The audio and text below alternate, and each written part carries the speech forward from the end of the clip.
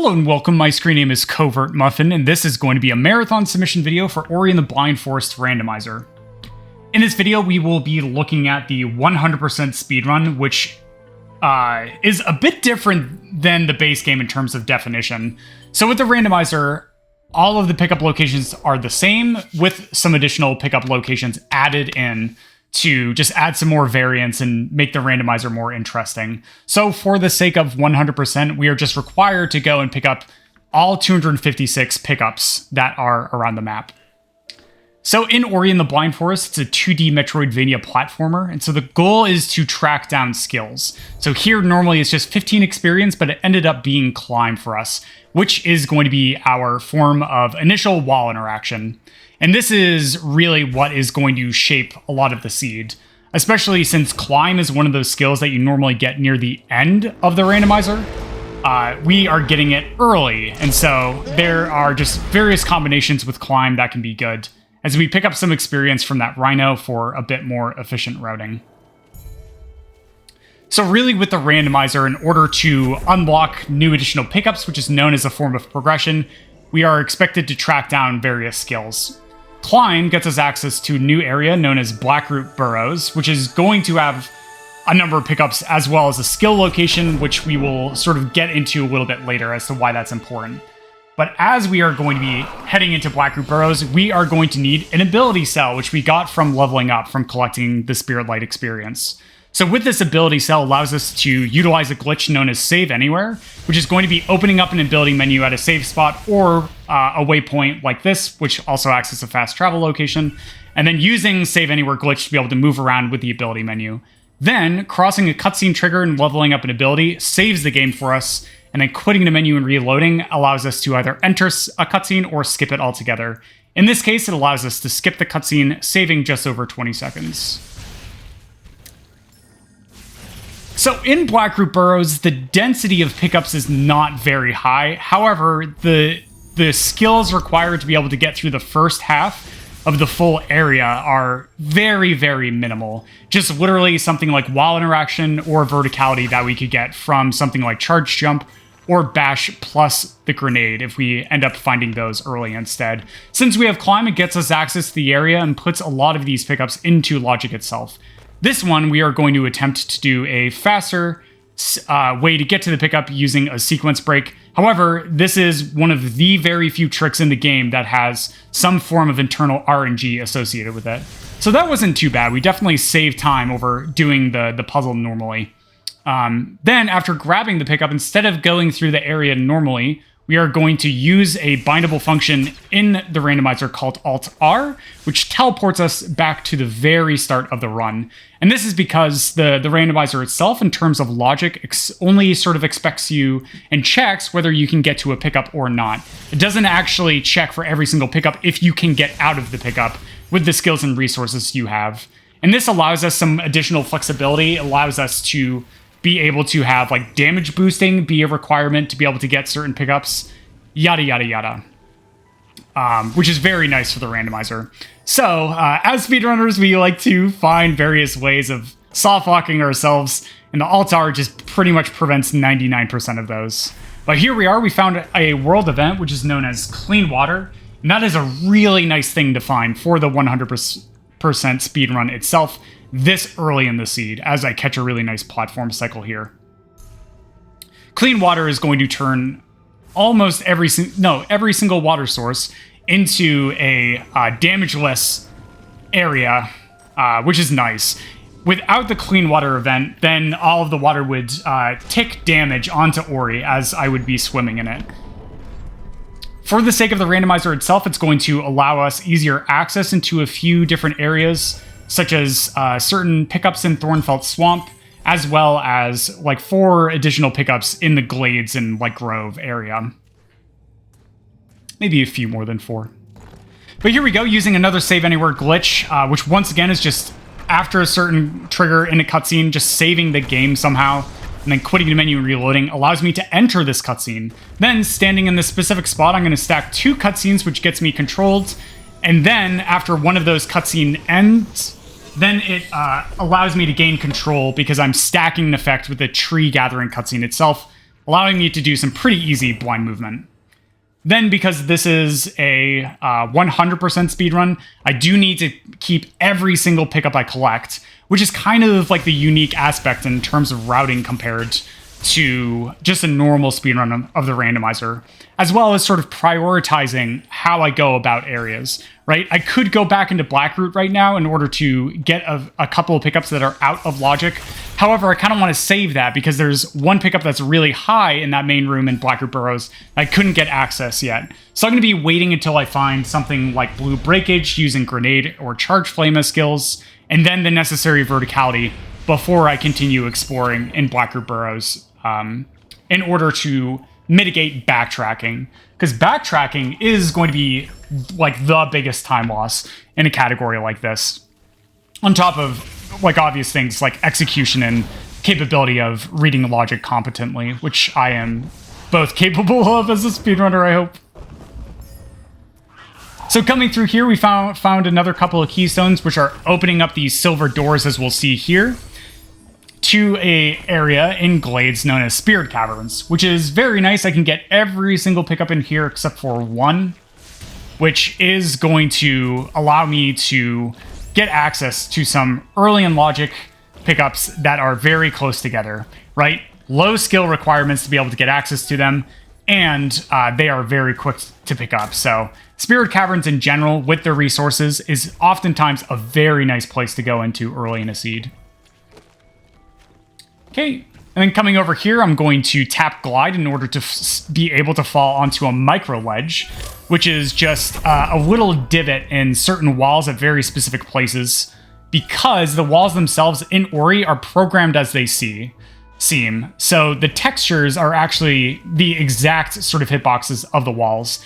This can cause some finicky wall interactions like that micro ledge there, and we will potentially be utilizing those depending on what skills we end up finding. So one nice thing about 100% as a speedrun is we turn in a mapstone here to get a pickup, which was just a Mega Energy, which is a temporary battery of energy, which we'll utilize to open a door in the starting area. An interesting aspect of 100% is that we have to go through every single area. And oftentimes in various speedruns of the randomizer itself, you will only dip into a single area just very, very briefly. And oftentimes you'll skip doing like anything in certain areas like Mount Horu or Forlorn Ruins. But with 100%, you're just guaranteed every single run to have to do all those pickups, allowing us to showcase off the hundreds and hundreds and hundreds of just sequence breaks that you would never see in a normal speedrun of Ori. The randomizer really has flourished as a speed game over the past half of a decade. But here we go, nice trick here using the damage boost to get some invulnerability frames, and then boom, we find two big pickups, Gumon Seal, which is the key that will open up the Dungeon Forlorn Ruins, and then Grenade, which is one of two skills that hardlock pickups in the randomizer. So getting Grenade this early is just absolutely amazing and really, really nice for the speedrun of the randomizer itself. And what that also particularly means is that Grenade being a hardlock means that there's no other way for me able to get access to certain pickups that are locked directly by Grenade itself. The other skill in the randomizer that can cause hardlock pickups is Stomp itself. There's a few sort of like levers that we need to, or pegs, excuse me, to stomp down. But here with that Mega Energy, so I still only have a max energy of 3, but the Mega Energy gave me some additional energy temporarily, which will not be able to be gone again unless I find another Mega Energy. That'll allow me to get access to this next area, which is known as Moon Grotto. So this is actually technically out of logic. The game does not expect me to be capable of using a Mega Energy in this way. But the reason why I'm doing this in particular is that the next bit of progression is possibly at Charge Flame Tree, which is either a teleporter to get me new access to an area, so either Grotto Teleporter or Swamp Teleporter, which are the two right side teleporters, or it is simply just going to be going through Spider Sack area with those 4 keystones I found by backtracking all the way through Spirit Caverns in Glades. because you can go up and over normally where you would go through casually, then go through an area known as Spider Sack area to be able to get to the upper swamp area. So there are a bunch of pickups that were still in logic, but they take about a minute plus to get to, and the density is very, very low, and I would leave a bunch of pickups. But oh no, big mistake here. That's really unfortunate. That's going to lose me about a minute, but this is the entire purpose of having a very gracious estimate set for a marathon setting itself, right? So we have sort of the leniency of really struggling with some difficult to execute tricks, as well as potentially accidentally glitching out a bridge to never open, as we just saw here. And it's very important that I backloaded there and took the time loss, because I just closed off about 4+ pickups from me being able to check early, which is really, really not great. So in order to be able to guarantee that I don't end up messing myself up as I'm going through, and potentially finding like a skill, right, by sequence breaking logic, it's going to be important that I backload in order to open up that area to be able to fall down. So we will go for the glitch again. We'll see what happens. But first, I have to watch this cutscene again and then go get the teleporter. So grenade is really nice as well, just simply because it gives me a form of blue breakage. So with the randomizer, there are some additional pickups that were added in order to make the randomizer have more variance early on in seeds, as well as the mid-game in seeds. And those are the blue bulbous plants don't just drop experience and or resources, they also get you a pickup. But here is a save after I hit a cutscene trigger. We can do this even without utilizing a save anywhere, just by dropping down a save and then rekindling the save after I enter the cutscene itself. However, this cannot be used with all cutscenes. Same thing with save anywhere. Some cutscenes just cannot be skipped and or entered by utilizing that tech, but that one is a really nice, easy one. Yeah, so here we're getting our eyes onto the first blue bulbous plant, which we will break and end up seeing what is inside as a pickup. But if I hadn't backloaded there in order to open up the bridge, I would not have been able to do these checks on pickups.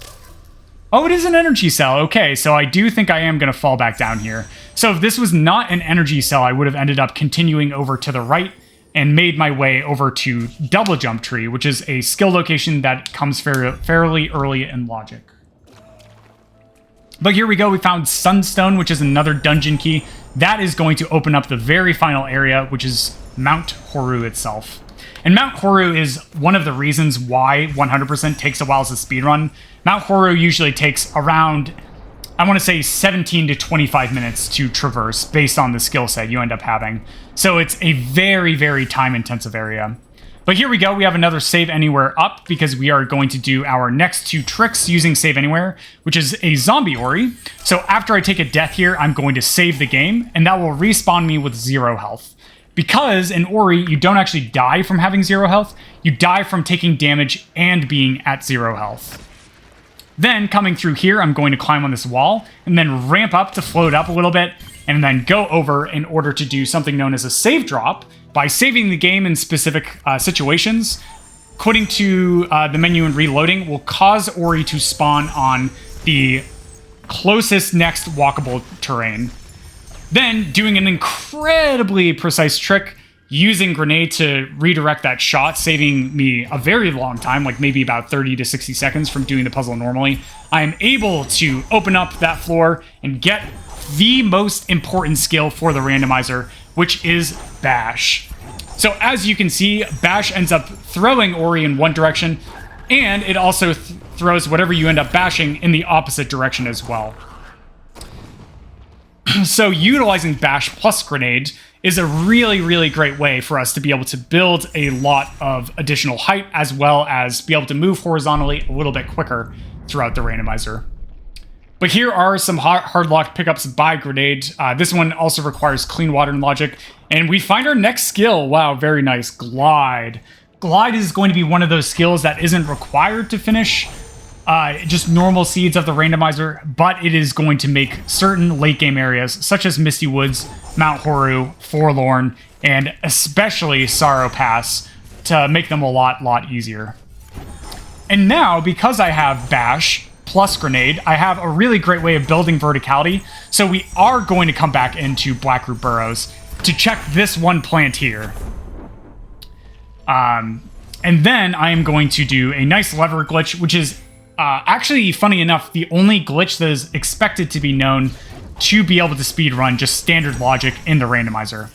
We do have a more friendly version of the randomizer, even though standard is very friendly to runners, known as casual, which does not expect anyone to know any glitches or anything in the randomizer. But just utilizing Rekindle allows us to do the lever glitch to be able to get access to this area without dash. Then, utilizing Bash Grenade, I'm able to make it to this waypoint, and I could do a sequence break to be able to continue on in this area, but I'm just going to go ahead and turn in this map stone on this map pedestal here, which will get me a pickup, and that is tracked by the number of pickups. And then I will end up sequence breaking one additional thing here to give me a potential hint as to how late Stomp will be in logic. Ooh boy, alright, 273 experience is a lot. So that means Stomp is not going to be in a nice location, which means that either progression to the left side of the map is going to be done through Sorrow or Valley Teleporter, or that Stomp is going to be somewhere such as in Mount Horu. Yes. Cool. All right. So now coming back in here because I wanted to check that one pickup underwater utilizing another Mega Energy I ended up finding. We are just going to be continuing in high density areas that have come up pretty early in logic itself. So first, just coming over back into Moon Grotto, we can check this health cell, which gets us a nice energy cell pickup, which is great. It's going to give us some more safety so we can place down more saves without needing to refill that energy, and will get us some additional speed if we end up tracking down a skill known as Dash. Next, coming through here, we have a really nice cropping of skills in general, and so this is just going to demonstrate a nice flow for the randomizer itself, which is utilizing these skills in order to be able to push through early in logic areas that have very high density, and then utilizing Bash Grenade in order to be incredibly thorough. Because my first pass here in the left side of Lower Moon Grotto, we actually had a situation where I didn't have verticality because I hadn't found Bash yet, so I had to skip 2 pickups as I was heading downwards to find that Bash pickup. So coming over here, we're going to finish the cleanup, and then we are going to finish the rest of this Lower Grotto area before heading up towards Thornfelt Swamp itself. So that being said, as this is sort of just going to be a pretty digging heavy part where I'm just going to be executing my speed tech, this is an excellent time to read off, why don't we say, 4 donations. Cool. Okay. So reading donations, yada yada yada. And this is really akin to the randomizer in general, is that there are just sort of these ebbs and flows where the beginning of the randomizer is really intense for a performance because there's just so much to explain in a very short period of time, especially with the repetition of a lot of pieces of tech. Like here, like they're still reading donations, but I'm doing a new glitch known as a double bash, which I'll explain in a bit. But donations. It's going to wait until the 19-minute mark, and then resuming. Take a sip of water.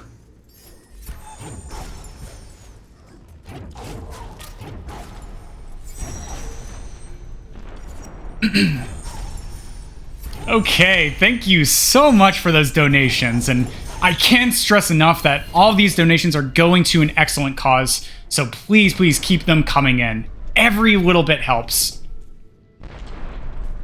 So further coming down into Moon Grotto, it's really nice to have Bash, especially because we're able to not only build verticality, but also be able to get past enemies, right? That spider I was able to just bash off of And this Frankie, right, I just bash them away. So they are no longer a danger that I really have to just dodge around and avoid. I can just utilize the versatility of bash to be able to not only be able to go fast and go to really, really high places, but I mitigate threats as well. So here also just utilizing glide to be able to float as I'm falling down. Very, very nice. And then continuing on over here to double jump tree. And this pickup here, without verticality, it's one of the furthest pickups to have to backtrack towards in the randomizer itself. So it's very, very nice to be able to get that. But here we go. This is my third tree that I've activated. And we just saw a cool system, which is known as clues. So using the clues mode in a seed, every single 3 trees that you get a random clue as to where one of the dungeon keys is on the entire map. And so there, we just ended up seeing where Water Vein was, which said that it was in Thornfelt Swamp. So now that I know the biome where Water Vein is, that gives me sort of an idea of how early it could be in logic, as well as what I might be expected to have to get to it, and also how late in logic that dungeon might actually end up being. And finding out where Water Vein is early on is ideal, because it is just one of those areas. But here we're doing a glitch known as double bashing, which is easier to execute in the randomizer itself. But whoops, that was a little bit too low. And so what the double bash does is it allows me to throw the enemy in the direction of the first bash, and then allow me to just redirect Ori without changing the direction of the bash on the enemy itself. And so here I am going to just put 2 pickups behind me. Maybe I should have gotten them as I was coming into this area, but this is totally fine because I am going to have to backtrack to this location a little bit later on anyway. But with Clean Water, with Grenade and Bash, this is very easy area to get through, and it's going to have a nice density of pickups for us. We're just going to be able to get 4 to 7 very easy to grab pickups, I think 8 in total, in a very, very short time span, starting with the swim. And so in that game, you see that little sort of half circle above Ori's head, not even a half circle. And that is going to be my breath meter. And so when that runs out, as you saw, it starts causing Ori to take damage in the same cadence that Poison Water would normally deal damage to Ori. But as you know, we found Clean Water very early into the seed. So the only thing I have to worry about is the breath meter. But even that's like not really any sort of a constraint for us to worry about. Okay, I found a health cell here. Health cells are nice. Increasing the max health especially is going to be very, very nice. And because this is 100%, especially in the late game, we will definitely have a lot of resources to be able to work with, making the late game a lot more forgiving and a lot more comfy. Okay, so here we're going to utilize a sequence of double bashes because we don't have glide and when restored, or something like charge jump plus climb in order to be able to get to this pickup, allowing me to check it a lot earlier. And that gives me a pretty nice insight, right? That tells me that wind restored as well as charge jump are most likely not going to be in very nice locations. So most likely those will probably be both on the left side of the map. Similar to how awful we saw that like stomp clue with the pickup that is gated by logic. But here, this is going to be another clue as to where charge jump is, because the only way to get this pickup in logic is with charge jump, and it is 30 experience because the values are on a range. So if you see a low number, that doesn't necessarily guarantee it's going to come up early in logic, but there is the potential for that. However, because we already saw a pretty late in logic find onto that energy cell pickup where we double bash that fish, that is going to significantly increase the probability that charge jump is not in a nice location as we end up finding the Water Vein, our final dungeon key, which will open up the dungeon Ginso. Okay. So now the world is my oyster, right? I could really go to a lot of different locations.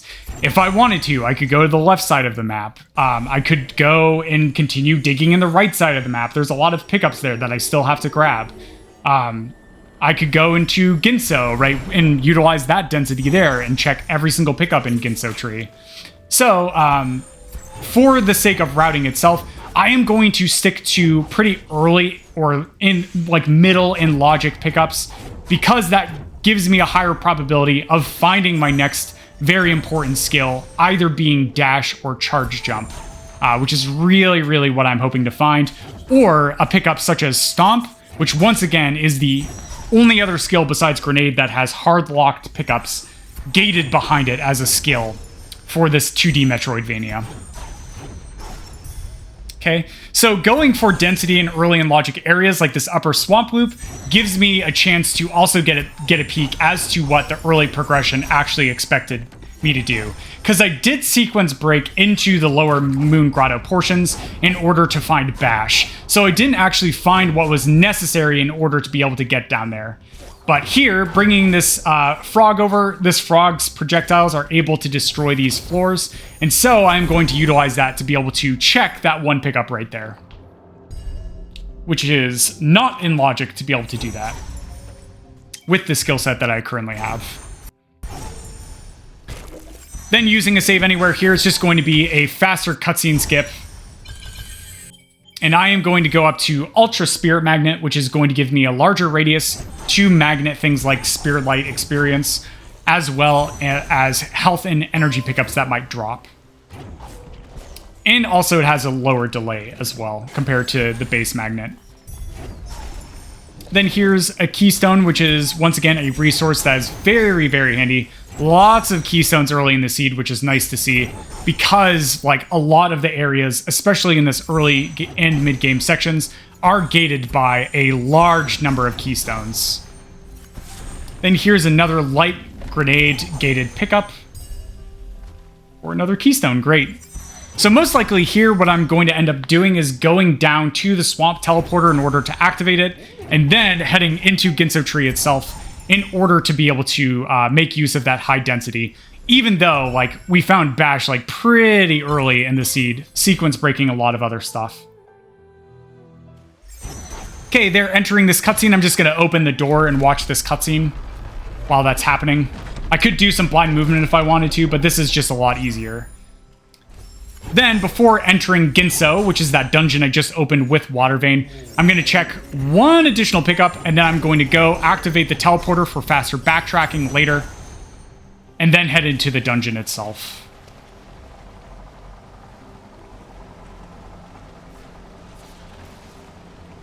Okay, so pushing this rock in gets me access to Swamp Teleporter, and then boom, standing on it activates it.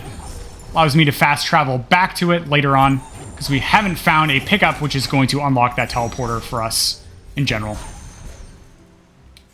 So Ginso is a pretty interesting area, because it is one of the most vertical areas in the game itself. Mount Horu as well as Sorrow are probably the other two areas that come to mind immediately for areas that are gated by verticality. This second room itself is one of the few places that you cannot get past if you only have Bash as a form of interaction. But because we have that synergy between Light Grenade and Bash, I am able to be able to get past that second room. So here's the first pickup. It's going to be an ability cell. Ability cells are very, very useful because they are going to allow me to go up to Charge Dash, which is going to be very important once I find that dash skill itself. There'll be some nice synergies around that.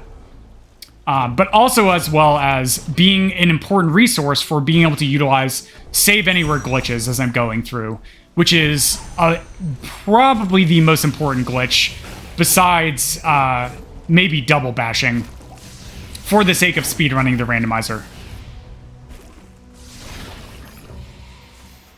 Okay, there we go. Mini boss is down. And we are able to progress towards the beginning of where Ginso starts to really take off in terms of density. So here there's going to be two pickups here immediately, a map stone and an energy cell, which is good. We need map stones to be able to turn into those map pedestals around the map. And we've been pretty starved on map stones, on resources. But here we go, just two map stones in Ginso. Very, very nice. And is going to allow me to mitigate having to backtrack to turn those in, depending on where I decide to go to next.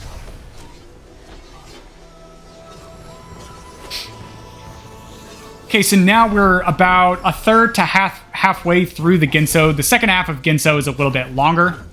And this is also going to be one of the reasons why I love 100% as a category. Because for modes like World Tour, you're not always guaranteed to have to go to and do every single escape. But with 100%, you're guaranteed to have to do every single escape sequence, and as well as go into every single dungeon and check every single pickup. So this includes both Forlorn Escape and Ginso Escape itself. But there we go, we have found Dash. Dash is probably the second most powerful skill in the randomizer itself, with probably Charge Jump having a close third place, right behind Dash. Dash, utilizing Dash with a glitch known as Rocket Jumps allows us to be able to build a metric bunch ton of height, but also just being able to move horizontally through the map is going to be incredibly important. And then boom, another skill in Ginso, which is Wall Jump. Wall Jump allows us to jump off of walls. As you've noticed with Climb, I haven't necessarily been able to do that.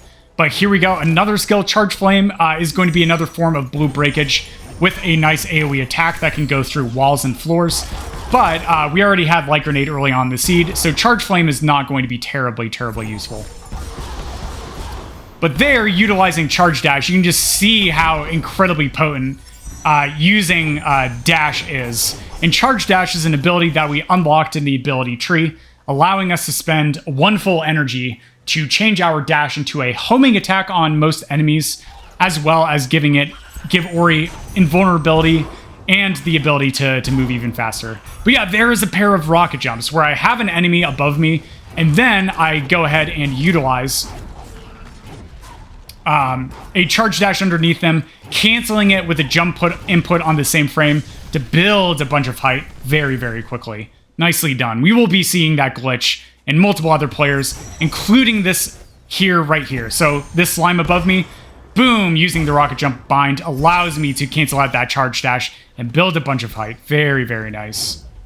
Then going through, I actually have to do this puzzle normally because I don't have Stomp. If I had Stomp, I would be able to sequence break this puzzle, breaking a wall, but almost got the perfect shot angle from down below. Just going to redirect that nice and slowly to just guarantee I break that wall first try. Now here, what I'm going to do is start the escape and then open the ability menu, leveling up an ability and quitting out and reloading allows me to glitch out this escape, despawning the water. Then just getting high enough here up to this upper part, I am able to start the escape without having any of that instant death water from chasing me as I go through. Then here's a nice rocket jump to build a bunch of height very quickly, and then just utilizing Charge Dash to be able to move horizontally very quickly in certain areas. Another thing to note is that I can only air dash once until I either touch a floor or a wall with Ori, or I end up bashing off of something. But with Charge Dash, as long as I have energy, I can actually infinitely Charge Dash to my heart's desire. So as we get more and more resources, that is going to be very nice for Charge Dash itself. Then skipping the cutscene after the escape teleports me into Swamp, which is where the end of the escape normally takes us.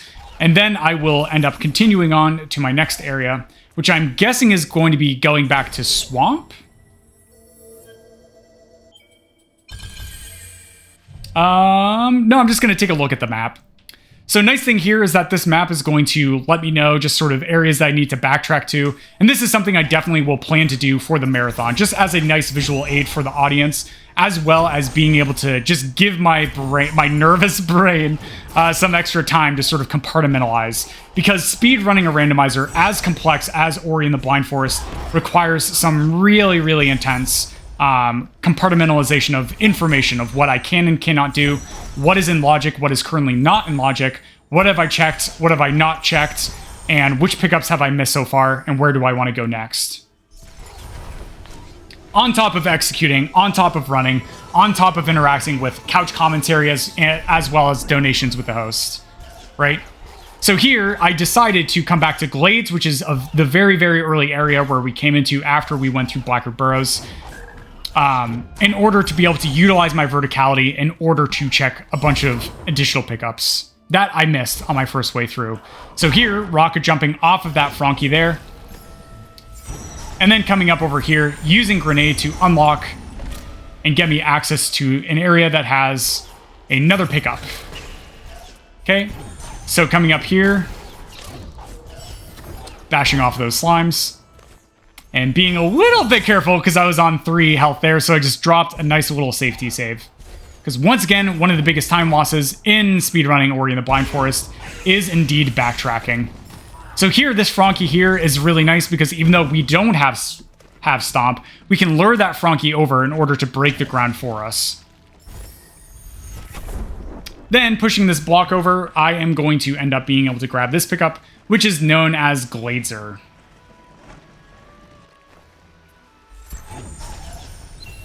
Okay, boom. Looks like it's just 34 experience. But as I'm going to be finishing backtracking here in this Glades area, why don't we say we have time for 3 donations?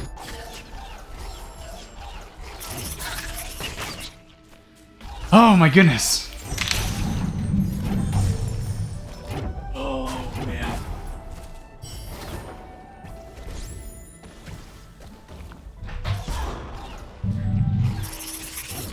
All right. Donations, donations, donations. Ooh, stretch.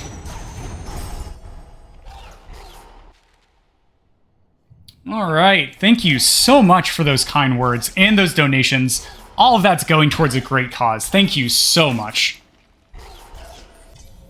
All right, now coming back in, we are going to be coming back to Thornfelt Swamp using that teleporter that we got before we went into Ginso Tree. And this is going to allow me to backtrack and go grab a bunch of additional pickups as we're going through before I start heading towards the left side of the map with the skill set I have.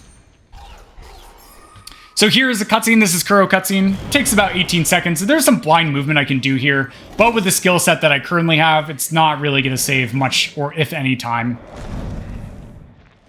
So I'm just noting that I still need to turn in map stones into Grove and Grotto. So there is a map stone that I just turned in with 1 remaining in my inventory.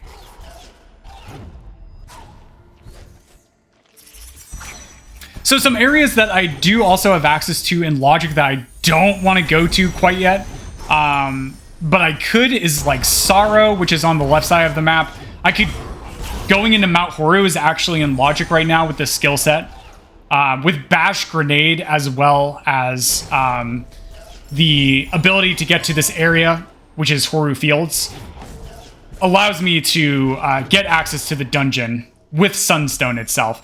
But I don't want to go there because it is the very final dungeon in the game, and as you might expect, the more skills I end up having, the better. And it is the area with the most Stomp hardlocked pickups in the entire randomizer, and we do not currently possess Stomp as a skill. Next, coming through here, I'm going to check this ability cell pickup before progressing into Spider Sack area. And I forgot to check 1 pickup there. That's okay, though. We can just backtrack for that a little bit later. Especially when I decide to go over to Mount Horu. And then here, I try and do a rocket jump on the spider, but I'm a little bit too far away. And there we go, I got a second try. Then here's just another quit to menu in order to skip a small little cutscene. Saves a little time. And then destroying that swarm enemy, because every single enemy killed has a 10% chance of dropping an energy crystal, which is increased by a ability that I ended up picking up in the purple tree itself. So just getting a nice refill on energy allows me to open up that 4 energy vaults.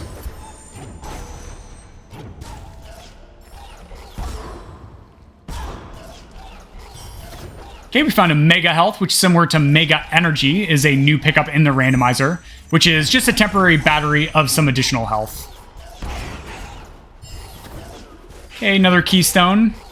Still looking for that Stomp pickup. That Stomp pickup is sort of the clutch thing that we're really missing right now, as well as Charge Jump. So one of those is on the map somewhere, which is probably in the mid-game of Logic, which most likely means that Mount Horu has the highest probability of having Stomp at this point. if not charge jump, to be able to utilize charge jump and the Sorrow teleporter. But here I'm just going to go ahead and open up this door here, which will get me access. And then using the Frankie in order to break that floor for me. And I'm just being very careful not to kill this Frankie here. This is very much intentional.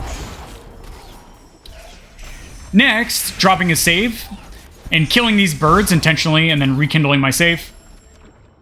I am going to come down here into oh man, what is it called? Jeez, I can't believe I'm blanking on this pickup. I'm just so tired. Valley Long Swim, I believe it's called, which is one of the pickups that you never want to have to check in a normal randomizer run. But because it is indeed a 100% run, of course, I get to go through and check all of these pickups, which is great.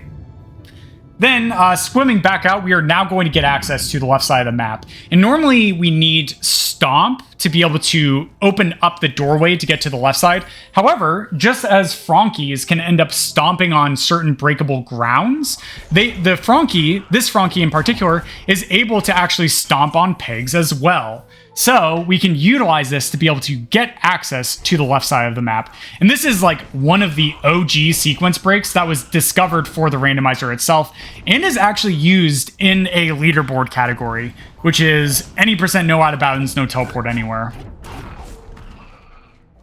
So here we go, just going to be jumping to lure the Frankie, and I accidentally get hit by damage, knocking me down, so I just have to bring the Frankie back and bash him, opening the doorway for me and giving me access to some late game areas.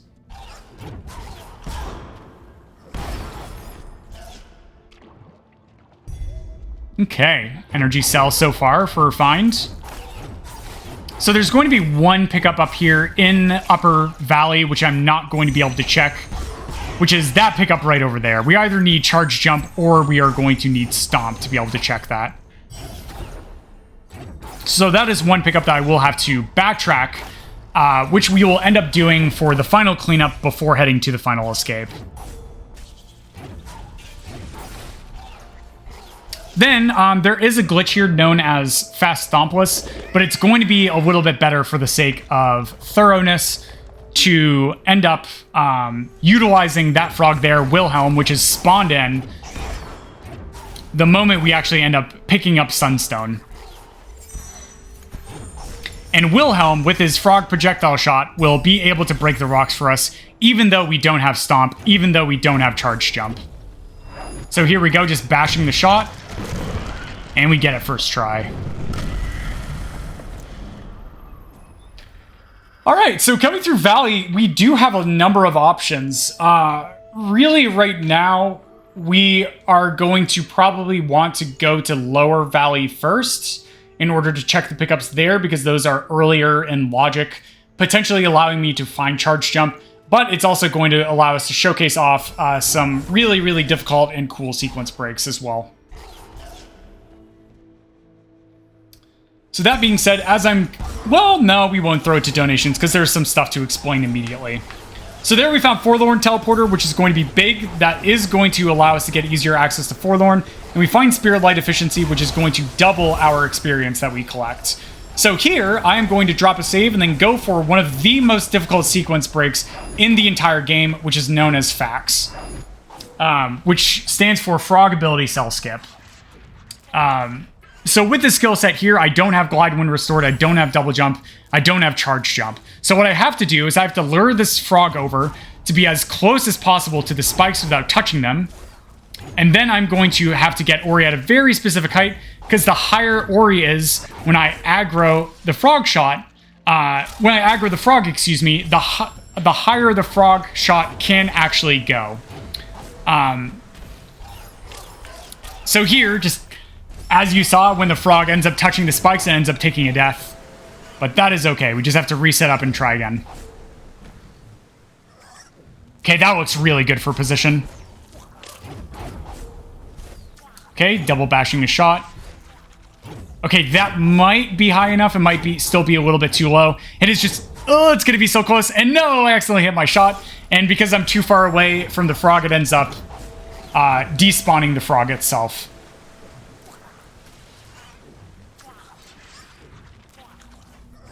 Okay, so lining the frog up here, just being very, very slow and methodical. Double bashing the shot up. And that's really good. That's really high up on the wall. And the frog shot did not break. And there it is. We're able to break that. Normally in the game, you're expected to have climb and charge jump. But that is just one of the OG strats to be able to sequence break, having to do that. Next, there's a breakable floor I have to get through. And as we saw that the frog shots can actually break like things like rocks and certain floors and walls, well, there is a frog over here that I could actually end up taking for a similar purpose. But if the frog touches this spike pit here, it'll end up taking a death. So I need to just very, very carefully make sure I bash the frog over in order to be able to get through. And this is just all for the sake of making use of density and removing the amount of time for backtracking for the pickup later. Then here I want to make sure I don't destroy this baneling with this level up as I break that wall with the baneling, which is a unique type of green wall which requires banelings to break. And then we will progress into Lower Valley to check these next two pickups. Okay, great. Nicely done. Turning in another map stone here, just for some nice experience. And then finding another ability cell. So here there are 3 more pickups in Valley I could check. However, it's going to be a little bit quicker for me to do it in a different order. So we are going to intentionally go to Forlorn Ruins here in order to do Forlorn Escape, I believe.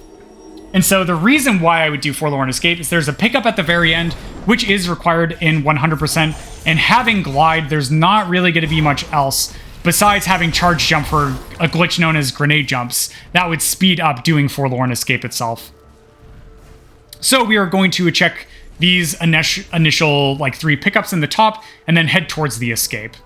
And there actually is a secondary purpose to doing the escape beyond just doing it for that one pickup at the end. Because that pickup at the end is a very unique pickup. And because Ori, as a speed game, with the randomizer, we wanted to add a bit of consistency, right? So we have the clue system for being able to track down the biomes in which the dungeon keys are in.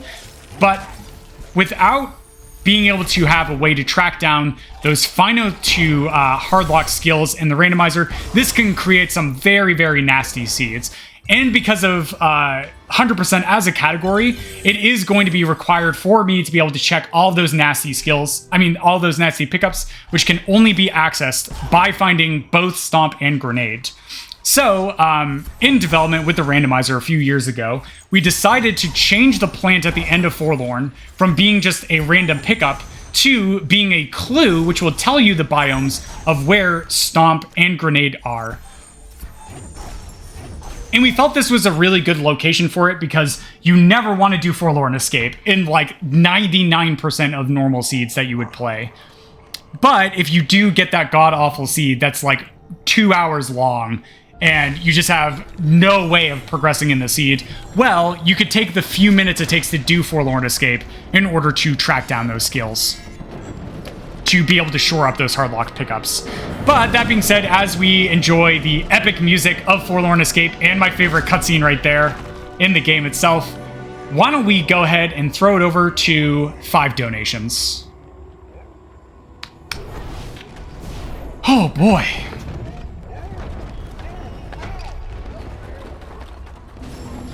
Okay.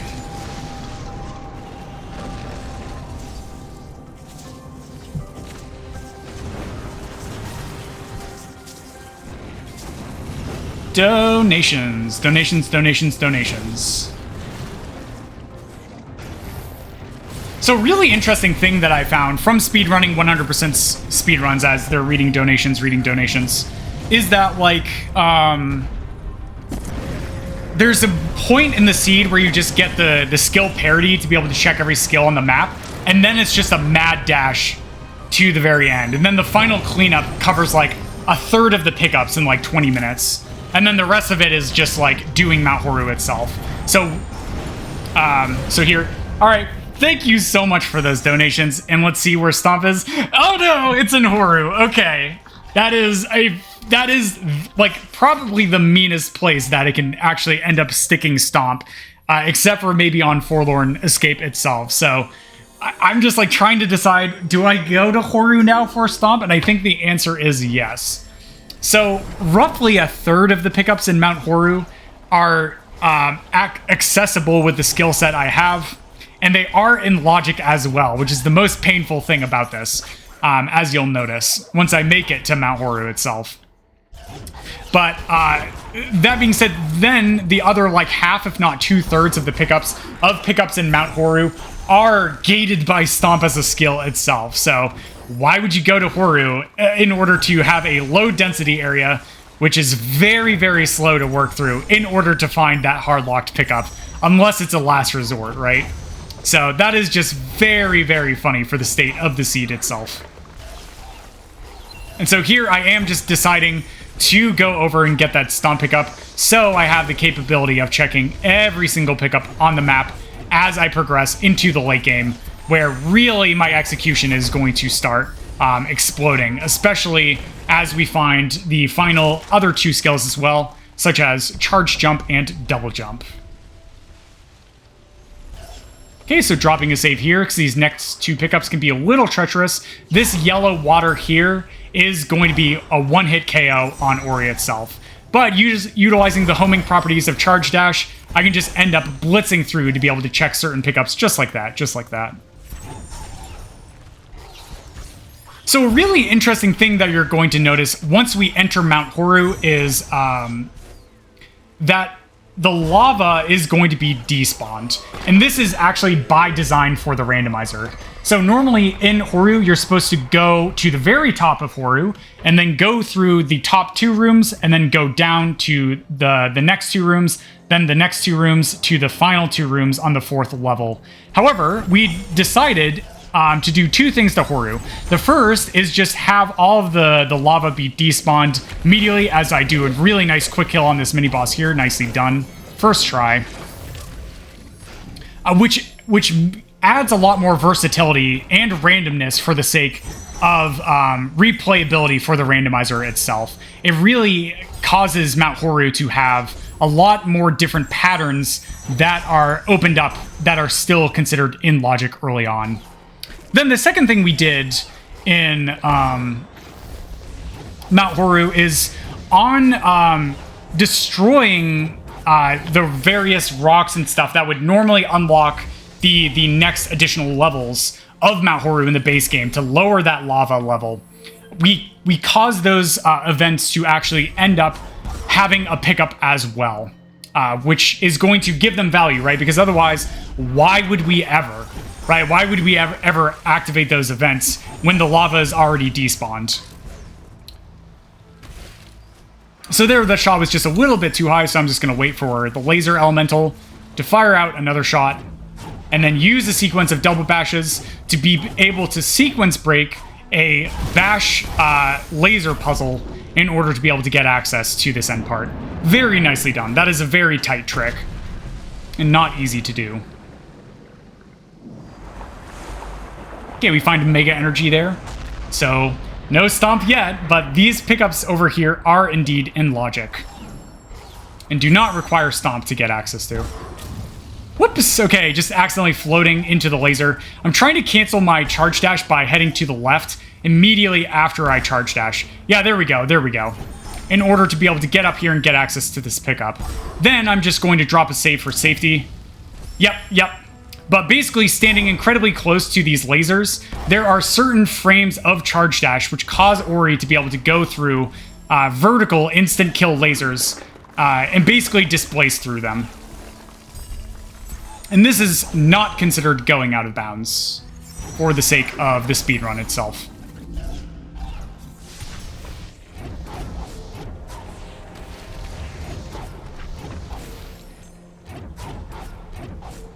All right, so coming over into this next room, which is known as R3.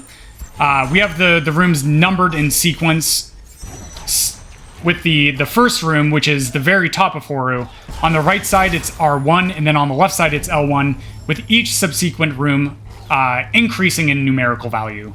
So R1 is the highest room, R4 is the lowest room on the right, L1 is the highest room on the left, L4 is the lowest room on the left. And so basically the sequence whenever I'm coming through Horu in a seed like this is going to be we do R4, R3 first, and then we go all the way up to R1.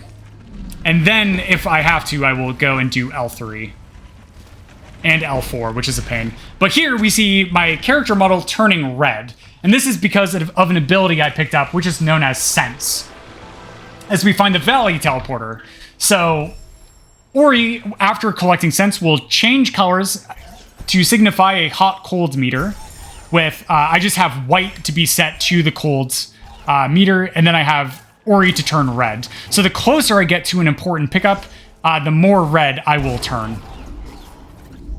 And this is the final ability in the purple tree. And in the base game itself, it doesn't actually do this. What it will do is it'll just kind of like reveal quote-unquote secret areas. But because I'm a speedrunner, I already know all of these areas by heart.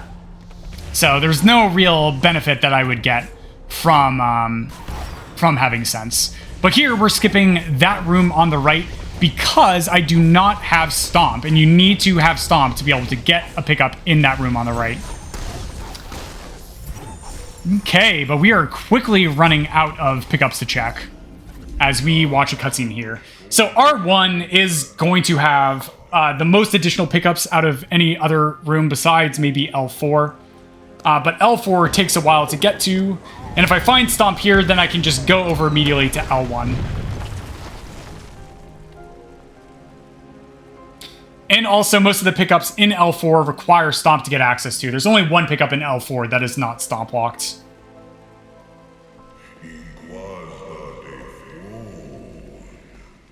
Okay.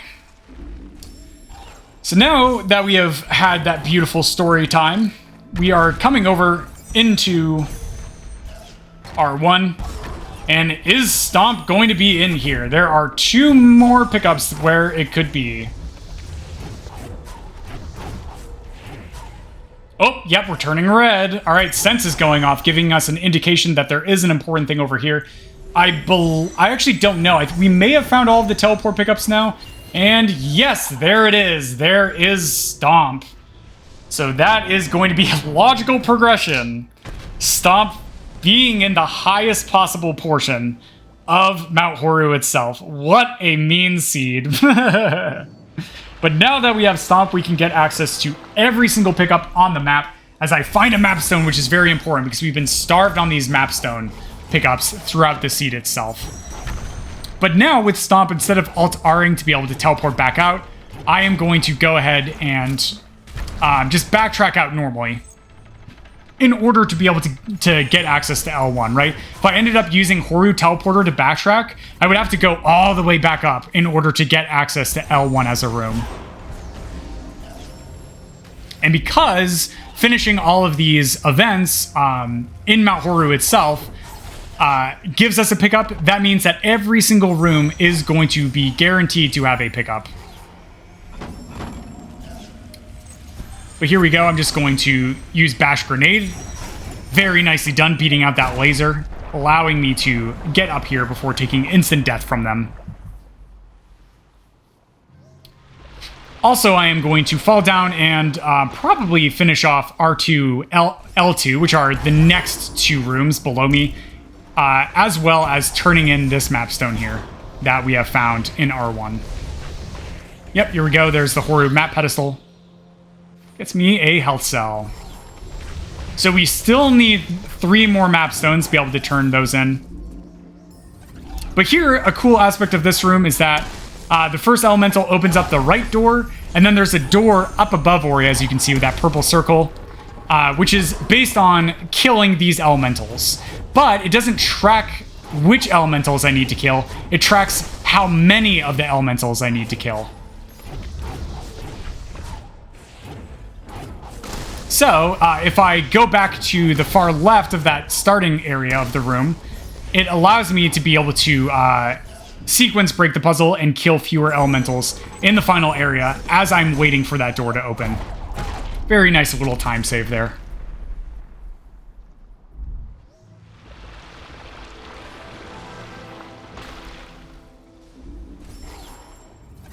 All right, so I'm probably going to go over and do L2 and then Alt-R out. Or I might just even go down. But L2 is a nice room because we can just kind of go through this laser using Charge Dash. Yeah, I'm going up to Charge Flame Burn here, which is going to be nice for Charge Flame. And I'm going to try and go for a bit of a speed strat that I ended up discovering. So if I'm able to get this rock on the right side of this swarm enemy and then destroy it with a Charge Flame, it'll end up pushing the block back very, very quickly. I did not get it, so I'm just going to have to spend a few additional seconds stomping the block. And then stomping that floor there is going to break it, opening it up, allowing the block to fall, getting me a pickup, and closing out that room in Horu.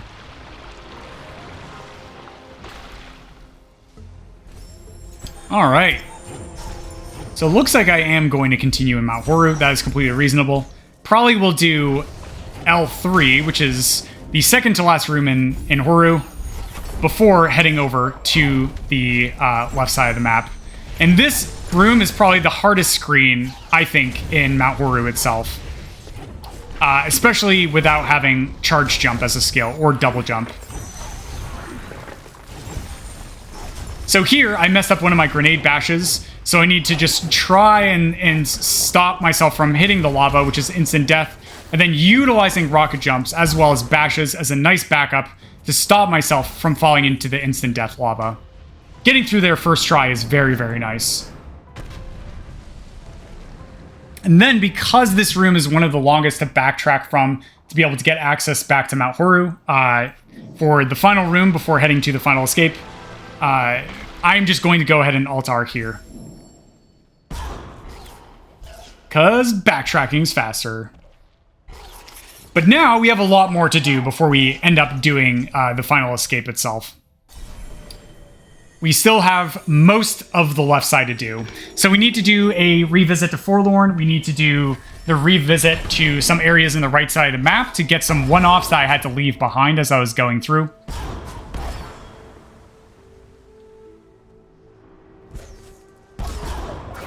Okay, so we didn't get quite enough height from that rocket jump there. There's a little RNG that's involved with rocket jumps. But that's okay, I can just bash grenade back up. And then here is going to be a sequence break known as Sorrow Bash, which is one of the scariest tricks that you'll learn initially as a newer runner. But there we go, nicely done first try. Yeah, I'm not surprised to see a very, very large amount of experience. But yep, now we're changing red, and we have found Charge Jump, which is going to be our second to last skill that we'll find. Charge Jump, normally the last skill you get casually in a playthrough. And there, realizing I don't have a map stone, so I'm just going to check that pickup, and then progress over to the left side of Sorrow to get those pickups over there.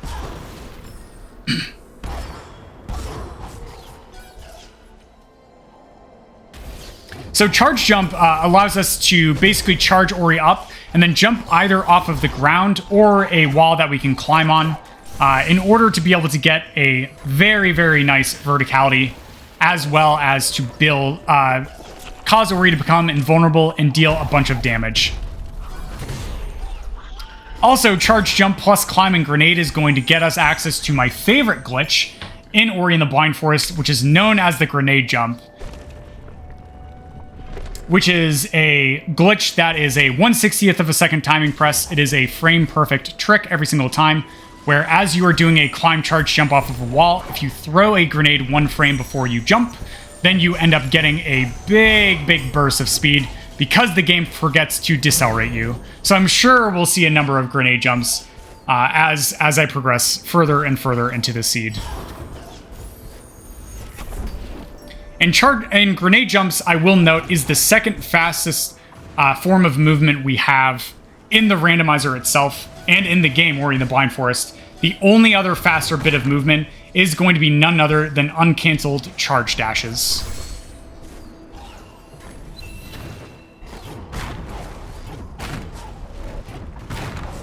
And it is very, very close. Uncancelled charge dashes are just barely faster than grenade jumping.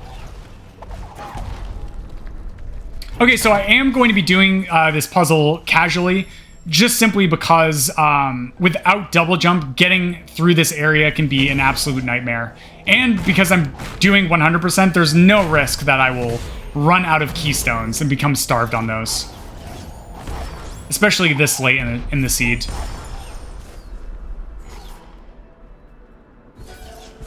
Okay, coming through here, just checking some additional stuff in Sorrow. There is a map stone, that's good. We need 2 more map stone pickups to turn into 2 more of those pedestals that are on the map. And there's another one, so only 1 more map stone.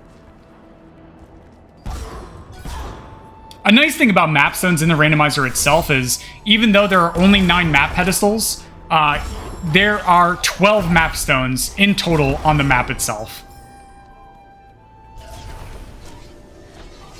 So, we have a number of additional map stones to help give us a bit of padding. So even though we're about 20 minutes out from hitting the estimate itself, which seems like we have a lot left to do in the seed because we haven't even started Misty, we still have to do our revisits and such as I try and line up for some grenade jumps, just barely missing that 1/60th of a second timing press. This end game is going to go very, very, very fast. Especially with grenade jumps and with dash and bash. Next, coming over here, we are going to head up to Sunstone, and oh no, a bit of a death there. So I am going to just backtrack for that ability cell, and then I might just back out in order to go back down to Misty or something from Valley TP.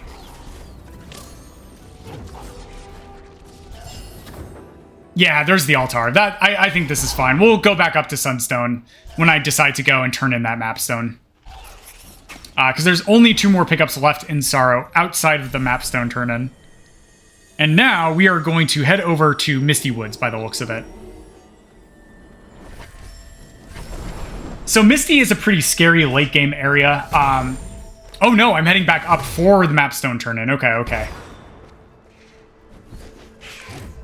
So having to do this very difficult trick again, Sorrow Bash. But no problem, having put in like over 4,000 hours into the speed game, I've done that trick in many different ways, hundreds and hundreds and hundreds and hundreds of times. Okay, yeah, there is the mapstone turn-in. Let's see if I actually just go up to Sorrow from here. No, I'm going to go back down to Misty. Yeah, this is fine. Oops. Yeah, nice. A downwards rocket jump. And then a bunch of uncanceled charge dashes to just really dive into Misty very, very quickly.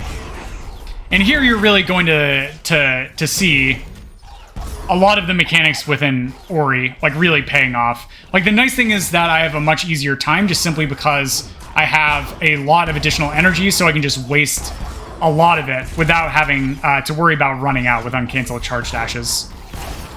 And also, if I get a level up, it fully refills my energy as well as health. As I turned a little bit of a shade of red there, so there is going to be a skill in here in Misty. Maybe over here? No, not quite yet. I think I know which pickup it wants, but here's a grenade jump. Very nicely done. That is one of my favorite grenade jumps. And then here I think I'll do a return one as well, which will save me time over just doing charge dashes there.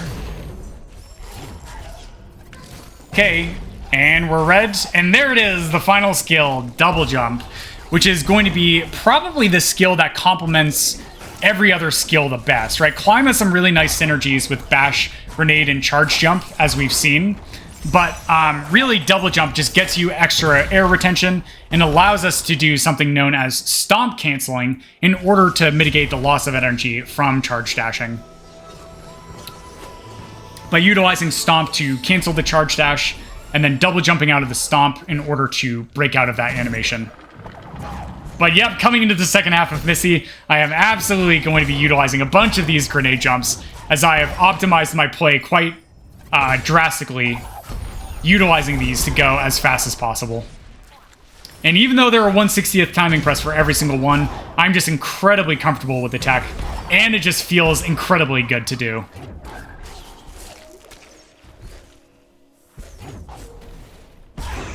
Okay, coming down here, there's going to be a pickup right over here to the right.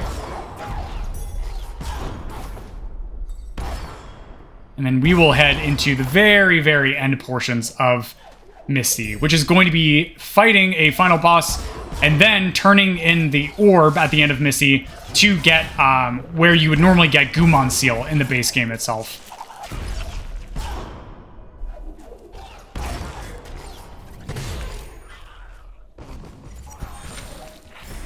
Here we go. Here's a grenade-locked pickup. It's probably one of the final grenade-locked pickups. It might be the final one in the seed itself. And then I believe I set up for a grenade jump here. Yeah, I do. I just missed the timing press there. That's okay, that's okay. Cool, that one's just fun to do. Okay, here's the mini-boss, and it's dead. So using Charge Flame and or Charge Dash allows me to redirect the mini-boss's shots back into its face. And here is the orb. Okay, so as this is going to be a really long section, followed by some blind movement, this is going to be an excellent time to read off, why don't we say, 5 donations.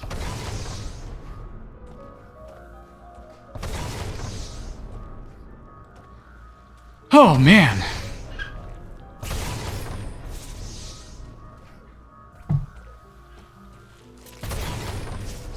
Donations, donations. They are reading donations right now. Okay, so here's just a series of rekindles to resave the game at certain portions of the cutscene. 1, 2, 3, rekindle. Quit and reload allows me to get Gumon Seal and then do blind movement as the rest of the cutscene plays out. I think I botched my blind movement here.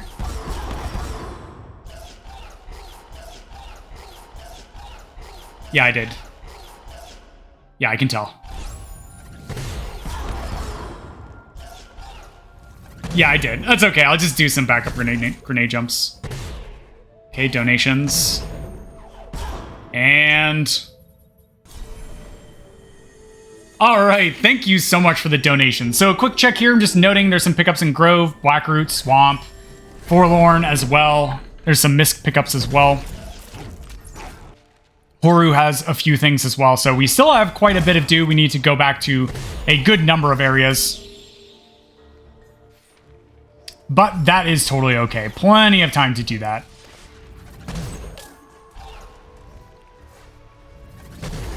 So coming over back to this right side area in Forlorn, there are going to indeed be 2 pickups over here, which are gated by this stompable peg.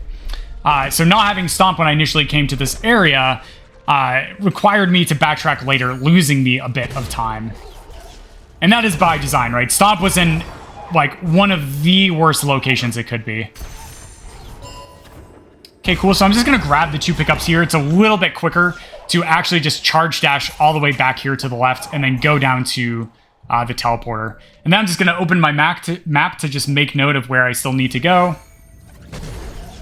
And I am going to take the dive into Blackroot Burrows to do the very, very second half, which is very, very late in Logic oftentimes.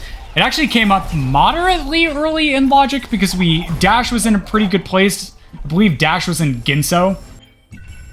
And we got Grenade right at the start of the seed. So here I'm doing a save anywhere again as I accidentally take a death to the instant kill laser in order to skip probably one of the longest cutscenes in the entire run itself, which is going to be right over here at the skill location. But first, we are going to grab this grenade-gated pickup over here in Blackroot. Okay, very nicely done. Okay, so here's the grenade jump. As we find 415 experience, my goodness. That is quite a large number. Not surprising at all.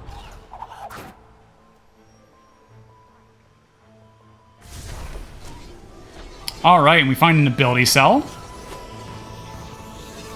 Okay, the last map altar is going to be back in Moon Grotto in that lower area.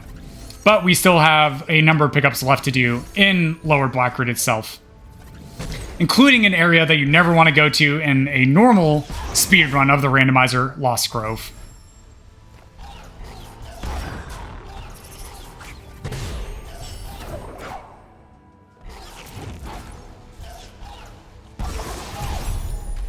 Okay, here's 2 more pickups here. So instead of using that flower pad, just going to be doing a charge jump to be able to get through a little bit quicker. And the laser is on a good enough cycle where I can just end up doing a grenade jump to be able to get through that after the laser despawns its hitbox.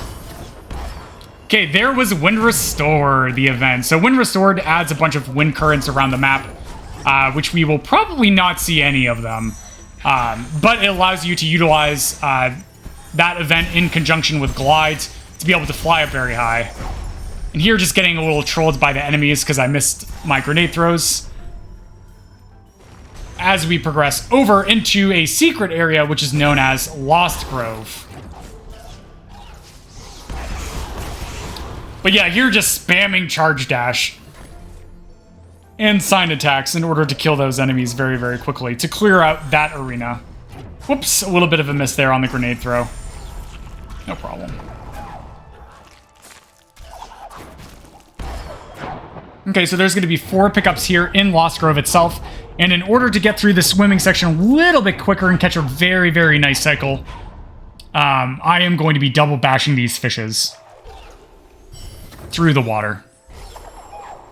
Which saves a good chunk of time, actually. This is utilized in world record runs for the higher percentage categories that we see in Ori.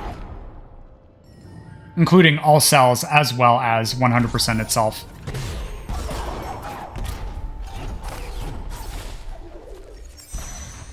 Okay, another little cute grenade jump there to save just a tiny fraction of a second. If I'm able to get it first try.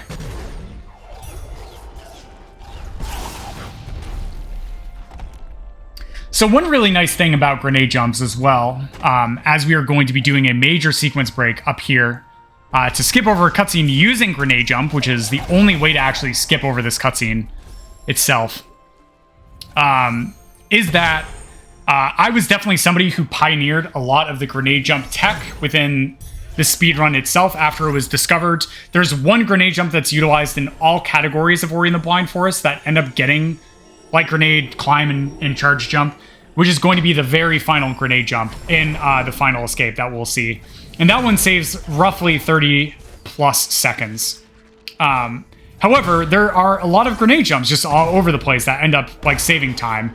And because of a lot of this work that ended up getting put in by myself and a number, mostly myself, in the randomizer itself, utilizing grenade jumps, there have been more time saved that were sort of transitioned over to be part of the base leaderboard categories for Ori and the Blind Forest, which is very, very cool to see.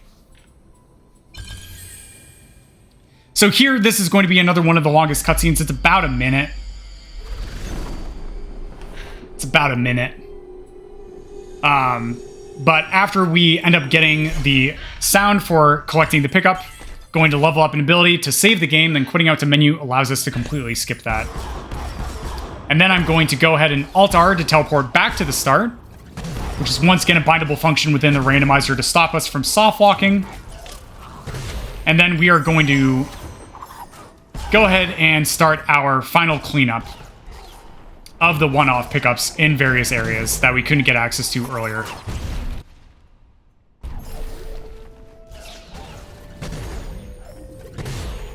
So up here, there's just going to be a plant that I'm going to utilize Charge Flame to break through the floor. And then a nice grenade jump here. Almost, just barely off on that angle. The angles on a lot of these can be incredibly tight.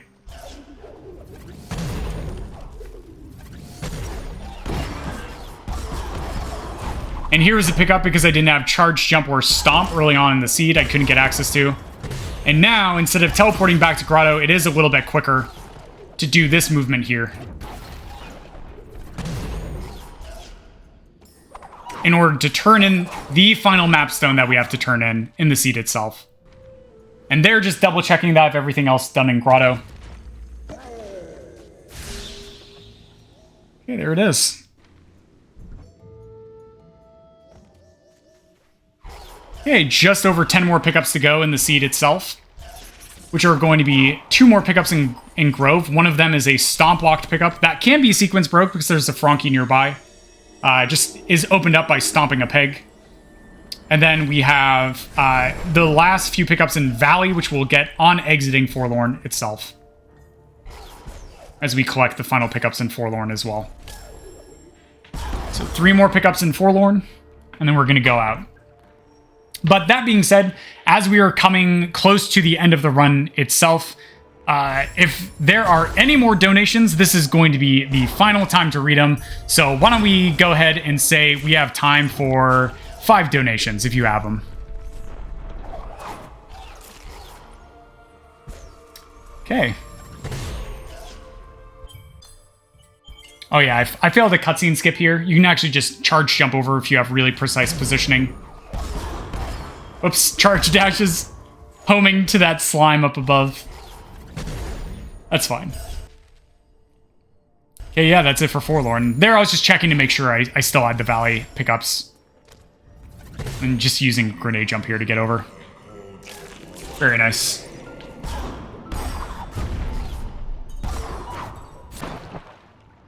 And then I just know all of my distances, like where to start stomping, right? Where to do X, as they're reading donations, reading donations, reading donations. Okay, so there are 4 more pickups. 3 of them are in a room in Horu, and then the last one's going to be on the final escape itself. But there we go, we have 1 pickup in Valley that I didn't have access to, and we have the 2 in Grove. So for the Valley one, we'll just grenade jump up to get a bunch of height. All right, thank you so much for the donations. I really, really appreciated it. Here, we are just going to have to come back over here because we didn't have Stomp or Charge Jump early in the seed when we first came over to the left side. And there is 1 pickup I forgot to get in Grove on my way through. And I think that's the only pickup that I really just kind of blipped on routing-wise. So that is really, really good.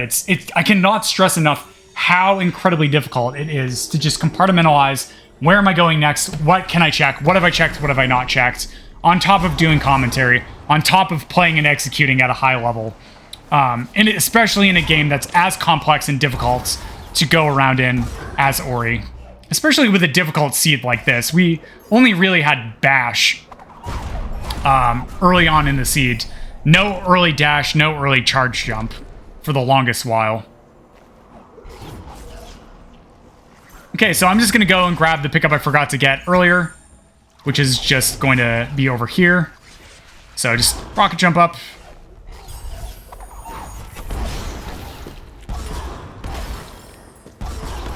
And then stomping that pig opened that wall there.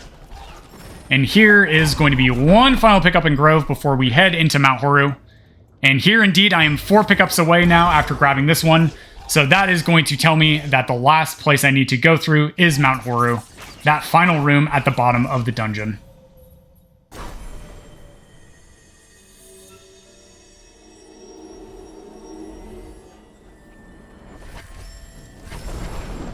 So I think a really nice thing also to say about 100% as a speedrun category is that with vetted seeds, it has the least amount of variance in terms of replayability. And for a marathon event, I will not know what is on the seed, but the seed has been cleared to just guarantee that it would be finished within estimate as long as I executed at the high level of gameplay that I have for this game. Right, so here is just a grenade jump. And then I'm going to make sure I don't bash, because bash pauses the time as the lava escape sequence is coming through. Okay, there goes the lava. And I'm just waiting for the game to allow me to save, because I have taken deaths to just the instant kill death laser here. Yep, there it is. If I was a little bit quicker, I would have been able to beat out that laser in its own cycle, allowing me to get access to this pickup a little bit quicker.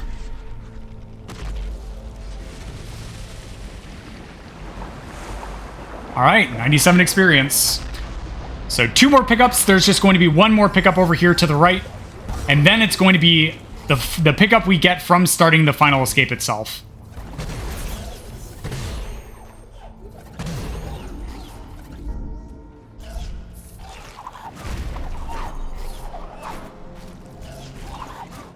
All right. So I really like this as a marathon submission in particular as well because there were a lot of mistakes. I lost minutes to execution, and some of my routing was a little bit off, like in the mid game especially.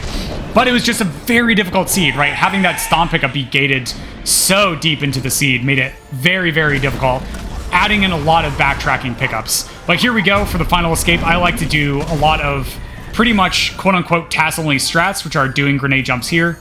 But I am struggling a little bit today with the grenade jump inputs. That's totally fine. I just like doing them because they look and feel cool. Here's probably my favorite one. Oh, beautiful. Okay, and then upcoming here, the final grenade jump is going to be one that does save time. So here, charge jumping at a very specific spot and then holding glide, it's going to allow me the Kuro chase sequence so that I just have infinite time to get through this area if I desire. Then bashing to the left, setting up in the spot, grenade jumping is going to allow me to skip a final portion of the cutscene, saving about 30 to 40 seconds. GG. So the last little bit is I'm going to be holding to the right for 10 seconds. And there it is, just showing off that I have completed 256 of 256 pickups, thus successfully 100%ing this seed here. Okay, time's going to be coming up in about 10 seconds.